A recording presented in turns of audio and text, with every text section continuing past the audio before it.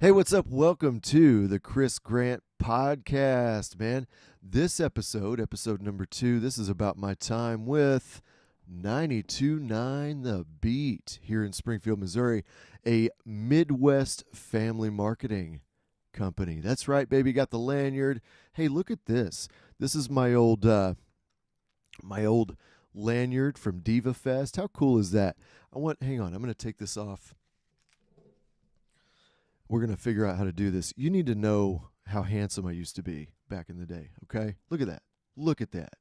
And I've just been inspired recently to talk about my career, things that I've experienced locally, things I think we could do to make things better, maybe. And, I just want to get this stuff out there somewhere, documented. For my kid, even. I'd like for her to kind of understand what my career has been like.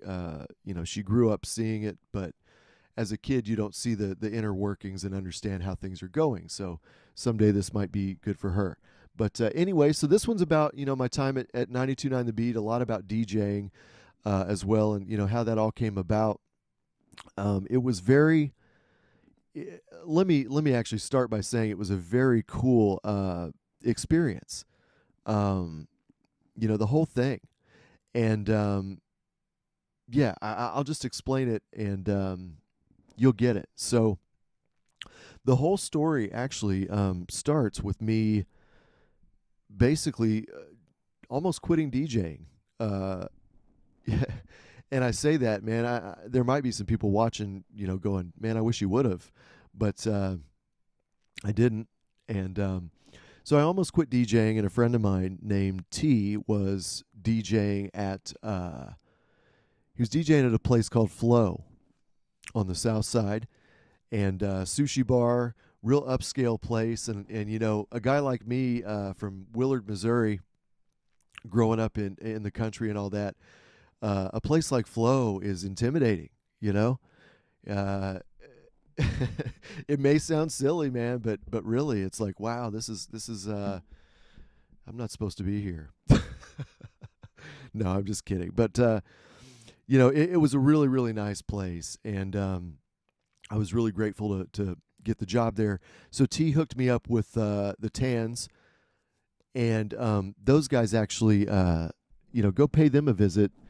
They are the owners of Ocean Zen, so very cool guys. Man, what's so cool about this too is I've always wanted to go back through my career, but never have known how to do it without sounding egotistical or whatever. And I'm just glad I'm doing this now because, man, it's just, first of all, probably not a lot of people care, but second of all, I realize just the gratitude. There's no ego.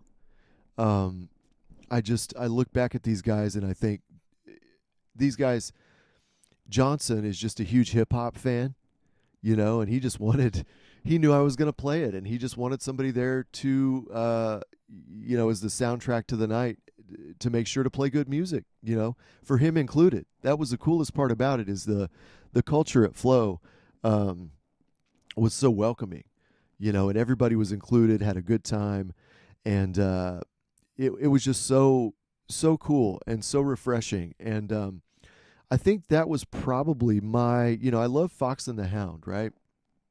But I kind of evolved in Fox and the Hound as a DJ. And I think Flow, if I'm not mistaken, I think Flow was like my first breakout gig as an actual an actual turntablist, right? I mean, I'd had it in the background for years, but that was the first time I came out with my 1200s and everything. It started out that way. So it's just awesome. I The whole vibe was so cool, man, and it made me, it really elevated me as a DJ and as a person. So anyway, started out at Flow, and what that did is excuse me. What that did was, I think it put me in contact with some more people Also put me on the map a little bit more. I started putting out some mixes online, and some other local DJs got wind of that. So they started paying attention. Sorry, I had it framed in, man. It looked all right, but I just wasn't happy with it. There we go. We're good. All right. So yeah, I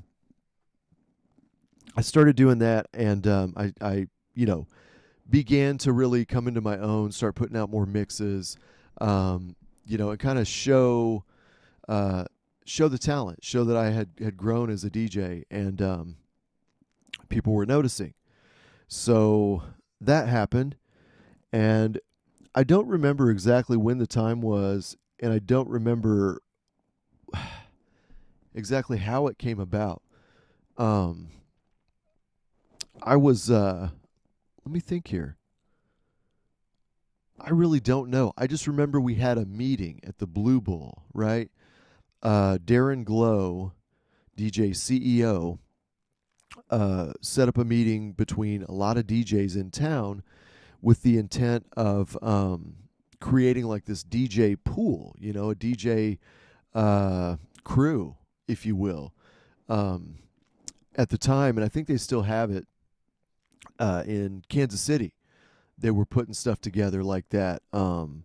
Brandon Noon was really kind of forging ahead. Of course, Vinyl Richie from here went up to Kansas City. And he's still had his career up in Kansas City, done really well for himself up there.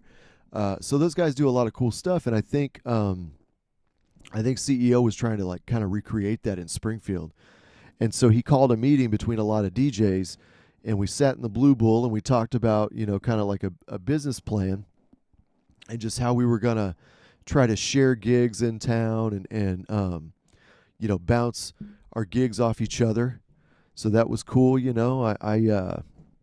were gonna, well, like for instance, that's how I got to DJ the Roost, right?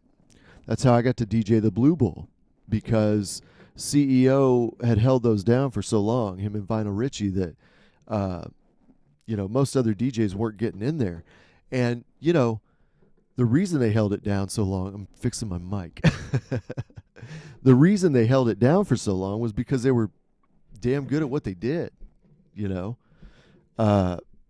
There was no reason to get anybody else for a long time. And I'll stick to that, man. And those guys too, if you don't know, gosh, okay. So CEO, he's a great, he's a great DJ. He is.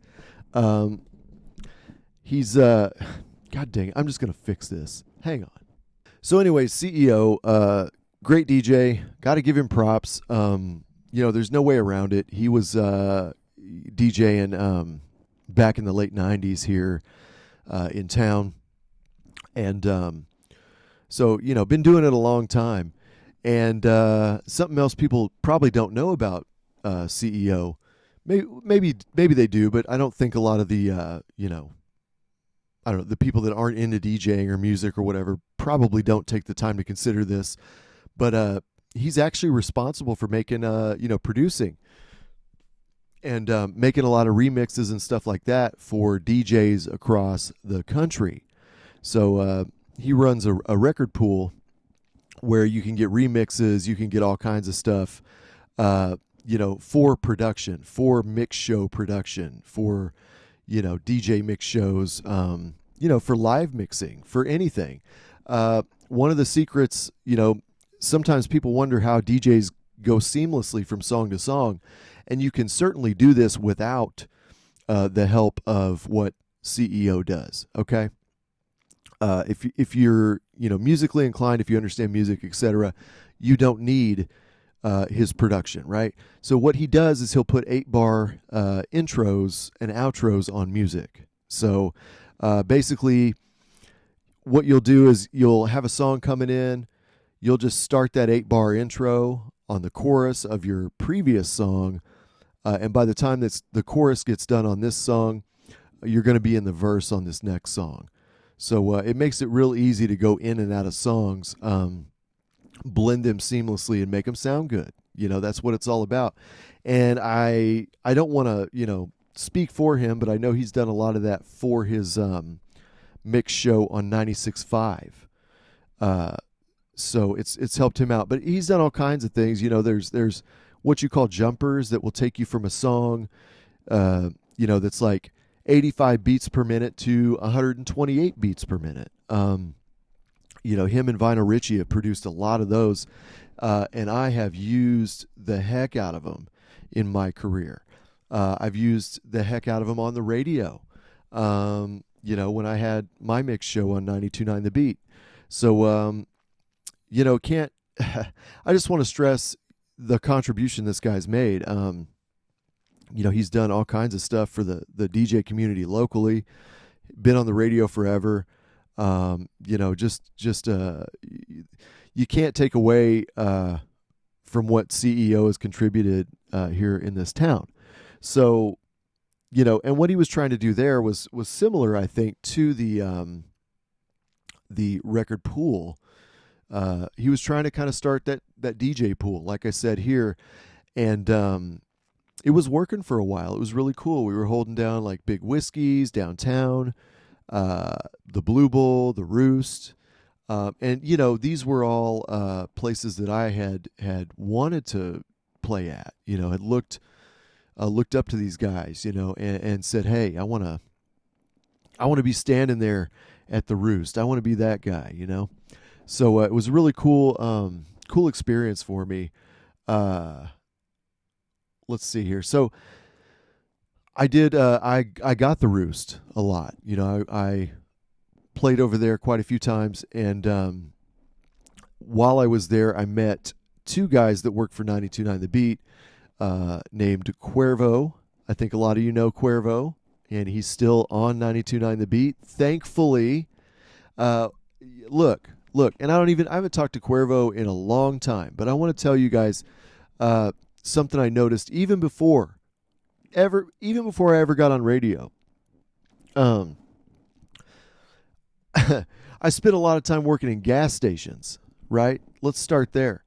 Before radio, I worked in a couple gas stations, and of course, I always had the radio on. I was listening to radio constantly because I love music. And something I noticed that's common, super common across the board between radio jocks, is that they don't seem to care about what they say between songs, right? And I get it because, show quality doesn't pay extra money when you're in radio. It keeps you from getting fired probably. But if you spend 3 hours prepping your show or 30 minutes, at the end of the day, it really doesn't matter. Didn't seem to anyway. This damn microphone, hang on. Basically what I'm saying is most radio jocks don't seem to care or want to go above and beyond to create good content. And I always felt, maybe it was just a natural thing with him. I think it probably is, but I think it's come from a lot of practice, a lot of experience. But I've always felt like Cuervo is just entertaining, and he really hooks you in, and you can tell that he is behind what he's saying and has actually thought this stuff out. And it's refreshing. He's not just, I've never felt like he was just phoning it in, right? So I think it's important to say that. Cuervo, shouts to you, my man. I hope you're doing well, dude.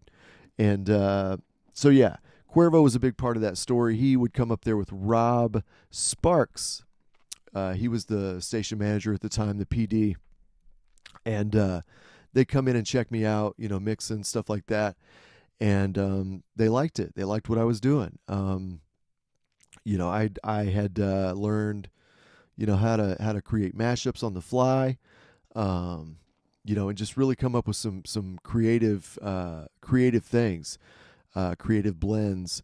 And, of course, when they were in there, I would, of course, try to do my best because I wanted to gain the attention, and I wanted, I never really asked, I never really asked anybody for anything. And I think that's part of my success, really, is that I just, instead of asking, I would just always try hard, man. and do a good job and put my stuff on display and hope that somebody would notice, and ask me to do something. And that's what happened, man. And I'm so grateful for that, because they didn't have to. Um, so yeah, they'd sit there and they'd watch me DJ, and eventually, it came to the point where actually me and Cuervo hung out a couple times, and he said to me, I'm not making any promises. I'm trying to get you on. I'm trying to help you with, all this stuff. And I just, I never bugged him either. I was super respectful of him, because just because that's the right thing to do. I don't want to bug him, and I'm just that way. So thankfully, I mean, he talked to the right people, and one thing led to another, and I wound up with a mix show. I wound up being able to air my mixes on the radio. Now, this is coming from a guy who, man, I would sit in my room as a kid and hold this little boom box. Man, it was so small, and I would listen to local radio on the boom box. I would do my own little segues. I always wanted to be in radio, always wanted to do it. So that was such a dream for me to be able to join the team, and to be a part of something, and to have something to contribute. Most of all, to have some value to contribute. Coming from where I did, and a small town of 2,000 people, and all that, coming from that town, and then coming to Springfield, and being able to throw my hat in the ring, and gosh, man, I don't, one of the things too about this that I'm doing right now is that I moved so fast during those times. I wanted to make sure it didn't end. I wanted to make sure I got the next gig. I wanted to make sure I continued to keep things going, man. That it's really cool to do this and reflect and kind of soak it in again. Because I'm not sure I took as much time as I should have for that. So, yeah. Yeah. And if you're still watching, thank you. Thank you for having an interest in my career and what's happened around here. So, yeah, so it's Rob Sparks and Cuervo's fault that I ever got into radio. And going back to the feeling, I will never be able to replace that feeling when my first mix aired. And what was so special about that for me was that I was actually headed out of town. So it was beautiful. I got to listen to my mix on the radio in the car while I was going, headed out of town to go to Memphis, and have a great weekend, with the girl I was with at the time. And just a beautiful moment for me in my career, and I will never, ever, ever forget that. That was so cool. So, yeah. So basically, gosh, and I may get this wrong. It's been so long that I may get it wrong, but eventually, I want to say Rob got me on, or I know Rob left and went to another station. It might have been Bailey. I think it was Bailey. I think Bailey's the one who I turned in my official paperwork with and all that stuff. And she kind of, showed me the ropes, gave me my little key fob for the station. And, I just that whole feeling too was so cool, man. Maybe I didn't express it enough to people. I probably didn't. But walking in there and walking the hallways and seeing those guitars not every day, but every day I had a show that I was supposed to do, and thinking about the people who have been in those rooms, the people who were currently in those rooms. I've had I'll say I've had some personal disagreements with people, you know, in the creative community, but I always try to separate them from their craft, and I think that's important because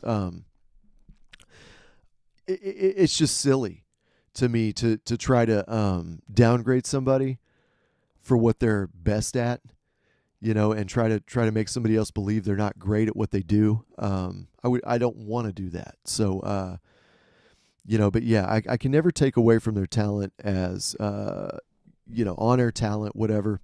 They're there for a reason, and all that stuff. So big fan of a lot of people there. And even some of the salespeople, man, they, a lot of those people have had a really deep history in this town, and are OGs. So they were working at the clubs way back in the day, and they've since gotten grown up jobs and probably value stability a lot more than they used to. So yeah. Anyway, cool to work around all those people. That I was a fan of, quite frankly. I worked for the Springfield Cardinals for a time, and I got to work with Kevin Howard, Chris Cannon, and Jay Foch. And I was a huge fan. I grew up with old Boom Boom Cannon. I remember his stuff, and of course Foch has been around forever. But my heart was Channel Z, and Kevin Howard.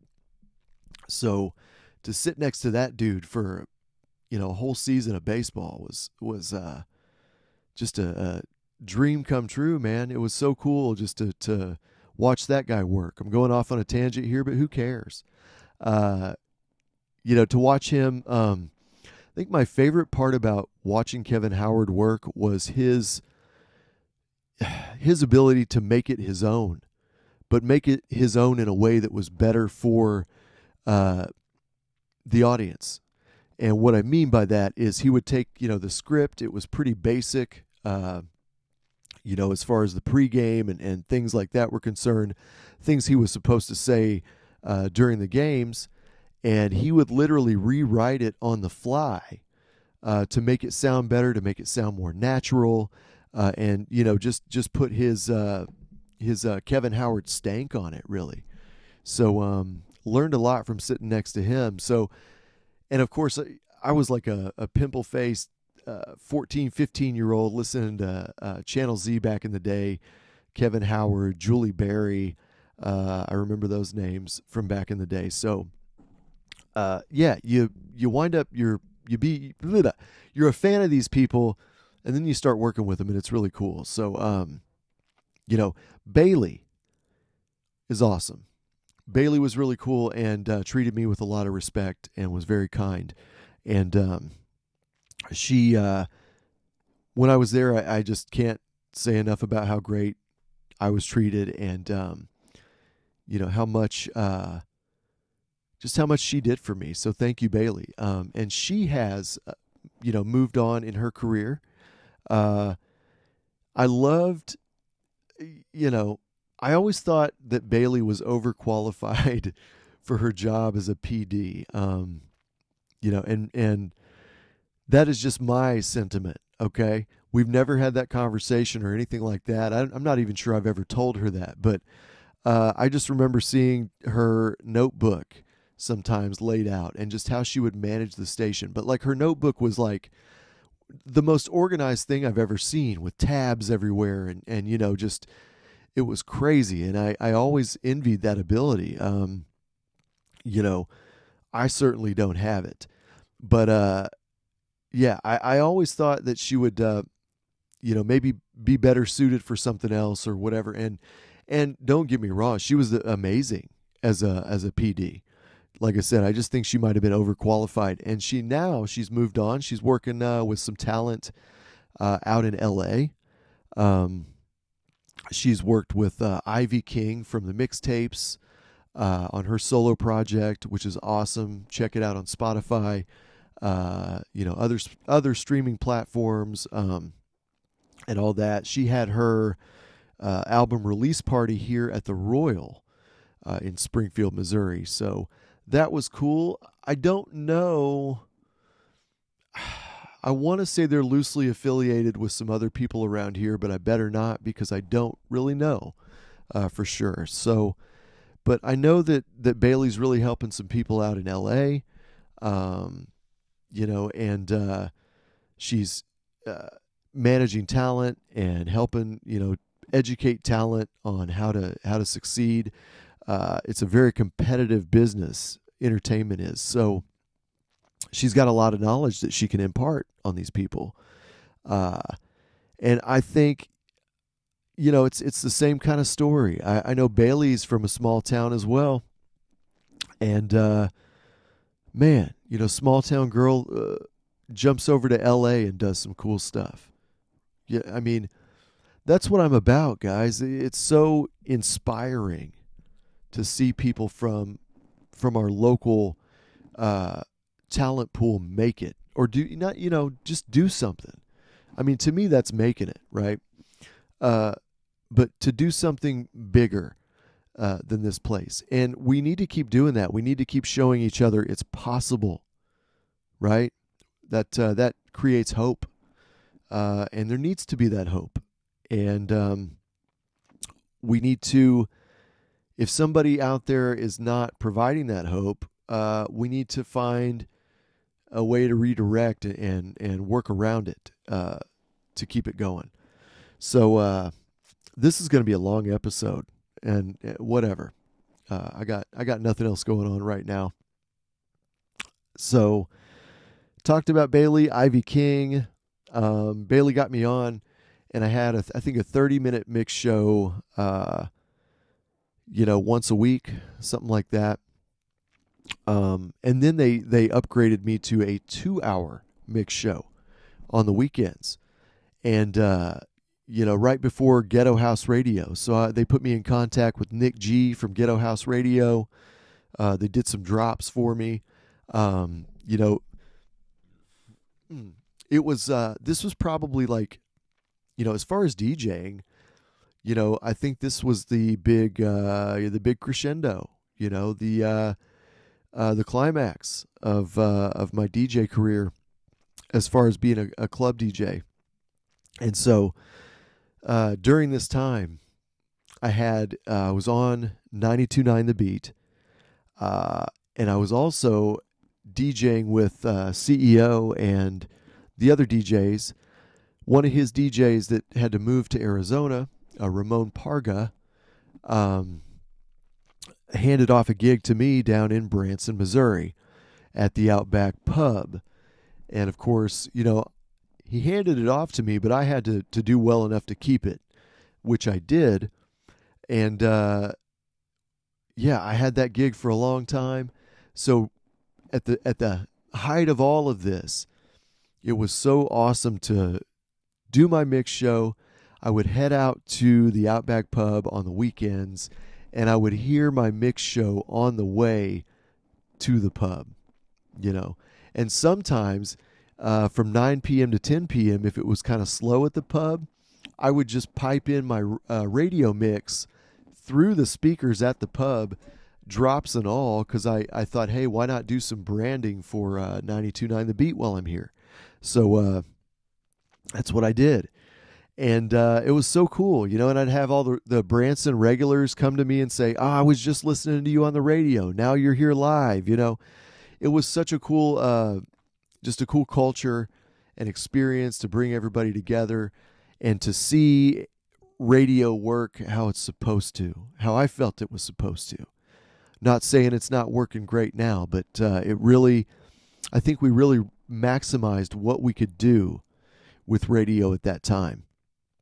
And it felt good. It felt really good. And it was a lot of hard work. I spent hours every week, making those shows, the mix shows. And I don't think, based on what I got paid, and I'm not complaining, it was a labor of love, and I understand. I also got a lot of promotion out of it, exposure, etc. So not complaining about that. But overall, the amount of hours you have to spend in the studio versus airtime.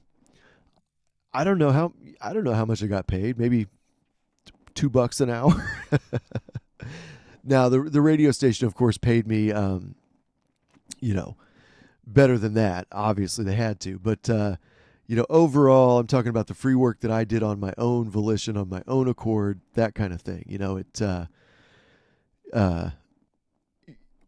The money goes down the more you invest, basically. But I was willing to do it. I wanted to do it to put out a good product, and no regrets at all. So yeah, I was doing the Outback Pub.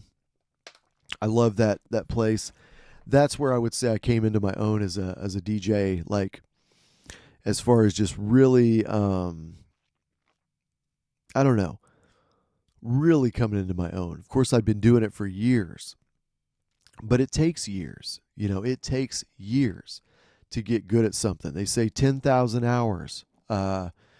So I have nothing but great memories from that time period, at least the stuff I can remember. But yeah, so that later, then I was doing the mix show. I was doing the Outback Pub.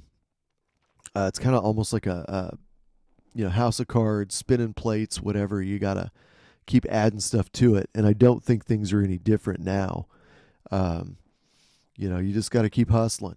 So I got the record store. I'm doing comedy, and I'm trying to supplement with a podcast. It's the same thing. Yeah, but anyway, so I did a good job, and they needed some on-air talent at 92.9. So I said, hey, why not? That was something also always wanted to do, was be on-air talent at a radio station, because I was a fan of people. Like I said, I grew up listening to the radio.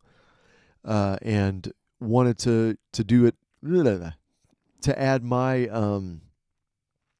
spin on it, whatever. And honestly, it's funny because I'm talking now. I'm a lot better than I was back then. First of all, I've done more things since I was on air talent, so I think my production skills have gone up. But I could have done better as on air talent, I believe. At that time. Not to say I was bad, but I was no Cuervo. I was no Cuervo. Absolutely not. And I found, show prep was difficult. I had just opened my shop, so it was hard to spend the time doing show prep, with all the responsibilities of owning a business and things like that. I did the best I could. I don't know. I just wish it would have been more colorful and more detailed, things like that. But the experience was outstanding. Sitting in that studio with all the branding around you. The chairs were so comfortable. The soundproof walls. Just the being able to clap your hands and no echo, and knowing you were in just a really a cool place that you'd always wanted to be. Yeah, it was amazing. So I did the on-air thing. I did the mix show, and also I got to do some really cool things with that station. Stupid microphone. Okay, that sucker's not going anywhere now. So, as on-air talent, I got to do all kinds of stuff. Got to go to some remotes. Got to DJ Diva Fest, which was awesome. What else? I got to be a part of the local comedy scene at the time. I thought that was really cool. I got to interview the late Kenny DeForest. That interview is still on my YouTube if you want to check it out. I used that interview process as also a way to kind of learn about comedy and learn about his process and how he came up as a comedian. Because I definitely wanted to, kind of go down that path myself later if I could.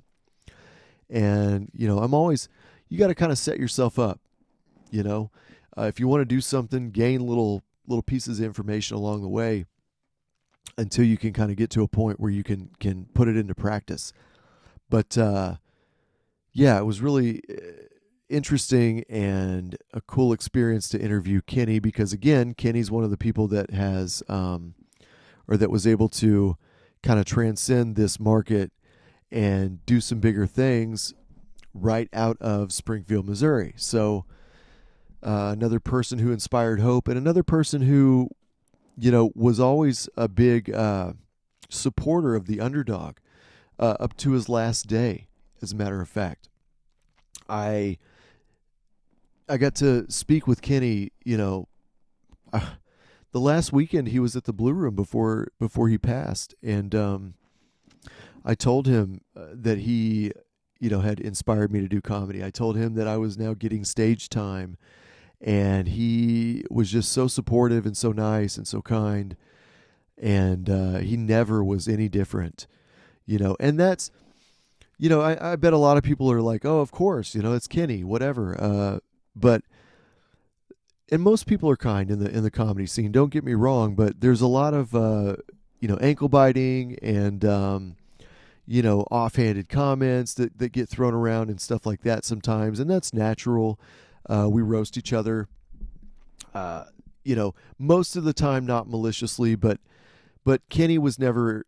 He just never did anything like that, at least when I was around.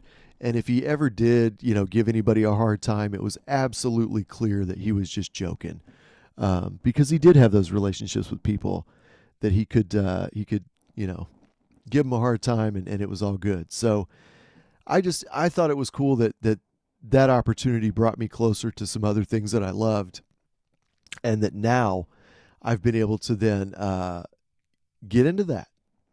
Get into stand-up comedy and be a part of that in the local community, in the independent art community in this town, and continue, even not being on the radio, continue to serve the public interest, and that's what I want to do. Of course I have goals and I have stuff I want to do, but I can't do it alone. Found that out. So, I need you guys too. And love hanging out with you guys. So back then, I remember an on-air, it was a New Year's resolution show. And I want to say it was 2019 or 2020 when I said on air that I wanted to do a Type 5 by the end of that year. A Type 5 in comedy is 5 minutes of good, solid material that you can drop anywhere, right? And so that was really challenging, to try to come up with a Type 5 because, all my life I'd become used to loose twos. So, just kidding. That's a lame Type 5 joke. But, but anyway, I did not succeed with that. I did not. I did. I think it took me a couple years longer than I thought it was going to, but I did finally, obviously get up and start doing stand up, and I got a Type 5. I think it's pretty good. So happy about that. And then, this was the sad moment. But it was okay. It's not a great moment to relive, but I think it's an important moment for me to relive, and I think it was a growing experience. And it was hard. So let's get into it real quick because COVID came about. And of course nobody knew what to do. Everybody was trying to cut costs, and God, just everything was so messed up at the time. And so, I get a call from Bailey, and it wasn't a good one. and Bailey had to, just come right out and say to me directly. She was in the office of somebody else, but she had to come out to me directly and say, we have to terminate your employment. And that was tough. And honestly, like, I was sad. I was sad to leave the radio station. And more importantly, I was sad and empathetic that my friend had to fire me, or terminate me, let me go. So my heart was like, and I knew she had to. I knew it was her job. And I knew it was so difficult for her. I could tell in her voice. But I could also tell in her voice that she had to be stern and direct, because she had to be available and ready for any kind of thing that I would say. And of course, I just accepted it. At the time, I was actually pretty high strung from everything I was doing. And, I could really use those extra hours during the week to invest in something else I was doing in my life. So, I'm the type of guy too that I probably would have kept doing it forever, and maybe the quality would have suffered, because I just keep going and keep rocking it till the wheels fall off, so to speak. I that's just how I am. So, it was a tough situation. And Bailey and I have spoken since about it, of course, and I never, ever had any animosity towards her or anybody. Even now, I really, truly value and valued my experience during that time, and where it led me, to today. Those experiences have shaped me and put me into the position I'm in today. And just, you can't grow without putting yourself out there and doing some things and experiencing some really awesome things, but then experiencing some hardship too. We grow both ways, so I think that's important to recognize. So anyway, man, I've talked about a lot. I hope it's been positive. I've really tried to keep it positive because there's no sense in not. That being said, guys, I do have some of my old radio mixes. If you want them, they're out there. I think I've even got some on maybe Mixcloud, something like that. But if people actually were to ask me for some of those, I'd be happy to send them over to you or post them. And they're not even branded. So, the cool thing is I had the forethought when I was doing it, when I was producing them. I would produce, mixes that had no drops, so no ads in them, no, station call-outs, nothing like that. And then I produce the final version that had all that stuff. So, I can put out all that music again, all those mixes again, without station identification or anything. So I'm able to do that without getting in trouble, by the beat or anything, because, I think they own those mixes, of course, with the branding and stuff. I don't know how that all worked, but it's not up to me anymore. So I do know that I'm okay with, I can give you those other tracks if you want, or if you want any of my other remixes or anything. I don't know. But yeah, so I can't, I love the fact that I got that radio experience. I will always value that. I'm grateful, and you can't take it back. So thank you. So I think that's going to wrap it up for this one. I don't know that there's much more I can go into about it. And if I do, I'll go into it on a future episode. So if you like this video, please like, share, subscribe. Check out podcast episode number 1. Check out my other content. Please check out my record store, heavyheadsrecords.com. Come out to an open mic. Come check out my comedy. Come shake my hand. Be nice, please. Let's have fun in this town. Check out the other comics, all that stuff. I could go on and on and on. So what we're going to do here, like I said, like, subscribe, share. I'll catch you next time.